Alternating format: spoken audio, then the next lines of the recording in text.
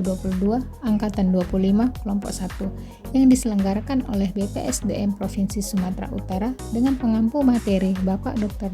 Randus Suryajaya SH.MPD. Pada video kali ini saya akan membahas tentang manajemen ASN dan Smart ASN.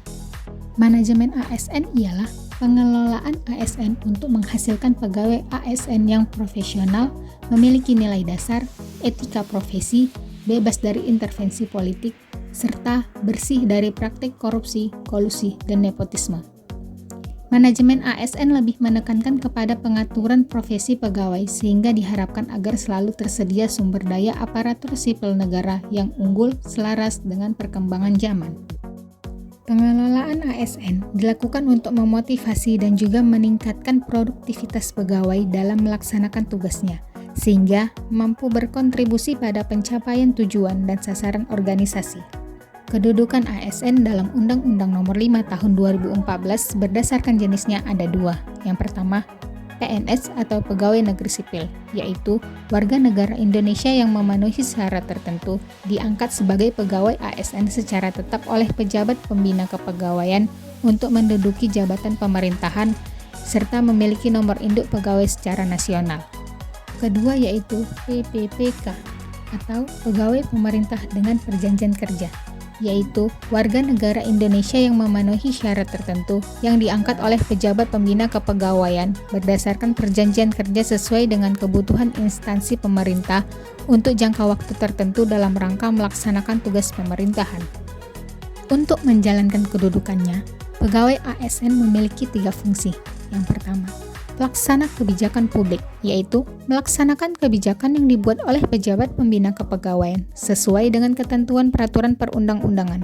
Yang kedua, pelayan publik, yaitu memberikan pelayanan publik yang profesional dan berkualitas, serta sebagai perekat dan pemersatu bangsa, yaitu mempererat persatuan dan kesatuan Negara Kesatuan Republik Indonesia. Selanjutnya, peran dari pegawai ASN yaitu perencana, pelaksana, dan pengawas penyelenggaraan tugas umum pemerintahan dan pembangunan nasional melalui pelaksanaan kebijakan dan pelayanan publik yang profesional, bebas dari intervensi politik, serta bersih dari praktik korupsi, kolusi, dan nepotisme. Hak dan kewajiban ASN. Berdasarkan pasal 1/3 dan pasal 7, PNS memiliki 5 hak. Yang pertama, gaji, tunjangan, dan fasilitas. Yang kedua, cuti. 3. Jaminan pensiun dan jaminan hari tua. 4. Perlindungan. Dan 5. Pengembangan kompetensi. Dan untuk P3K, berdasarkan pasal 1/4 dan pasal 7, P3K memiliki 4 hak, yaitu yang pertama, gaji, tunjangan, dan fasilitas. 2. Cuti. 3. Perlindungan. Dan 4. Pengembangan kompetensi. Yang jadi pembeda antara hak PNS dan P3K yaitu terletak pada adanya jaminan pensiun dan jaminan hari tua untuk PNS. Sedangkan untuk kewajiban, PNS dan P3K memiliki kewajiban yang sama, yaitu 8 poin yang tertera pada tabel ini. Dalam Undang-Undang ASN, disebutkan bahwa ASN sebagai profesi berlandaskan pada kode etik dan kode perilaku. Kode etik dan kode perilaku ASN bertujuan untuk menjaga martabat dan kehormatan ASN. Kode etik dan kode perilaku berisi pengaturan perilaku agar pegawai ASN 1. Melaksanakan tugasnya dengan jujur, bertanggung jawab, dan berintegritas tinggi. 2. Melaksanakan tugasnya dengan cermat dan disiplin. 3. Melayani dengan sikap hormat, sopan, dan tanpa tekanan. 4. Melaksanakan tugas sesuai dengan ketentuan peraturan perundang-undangan.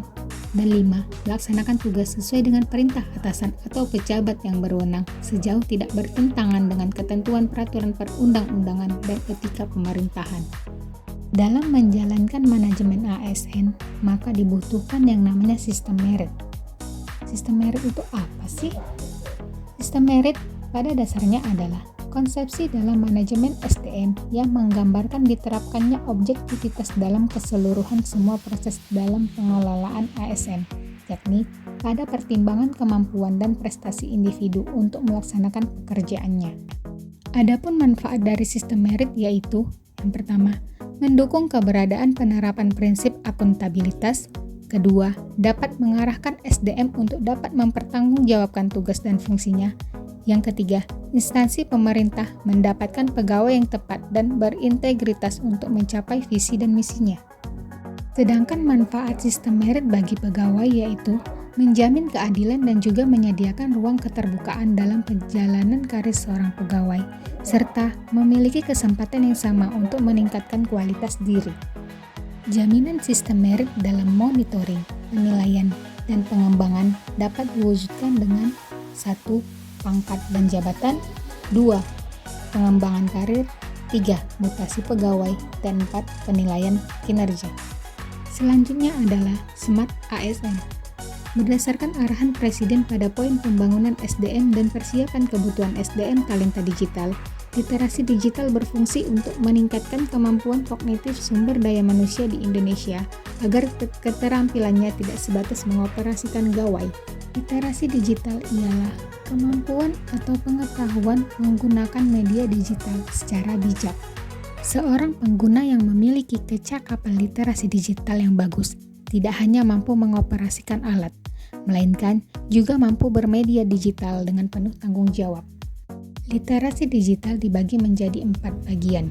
Yang pertama, digital skill yaitu kecakapan menggunakan media digital.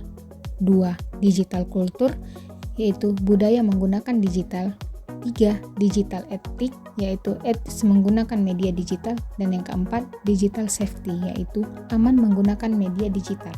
Literasi digital memiliki 4 pilar wajib yaitu etika, keamanan, budaya, dan kecakapan dalam bermedia digital. Etika bermedia digital ialah kemampuan individu dalam menyadari, mencontohkan, menyesuaikan diri, merasionalkan, mempertimbangkan, dan mengembangkan tata kelola etika digital dalam kehidupan sehari-hari.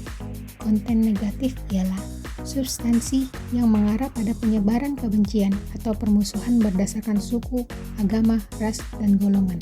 Konten negatif muncul karena motivasi-motivasi pembuatnya yang memiliki kepentingan ekonomi, politik, mencari kambing hitam, dan memecah belah masyarakat. Contoh dari konten negatif yaitu hoax, cyberbullying, dan hate speech. Sekian pemaparan singkat tentang manajemen ASN dan Smart ASN dari saya. Assalamualaikum warahmatullahi wabarakatuh.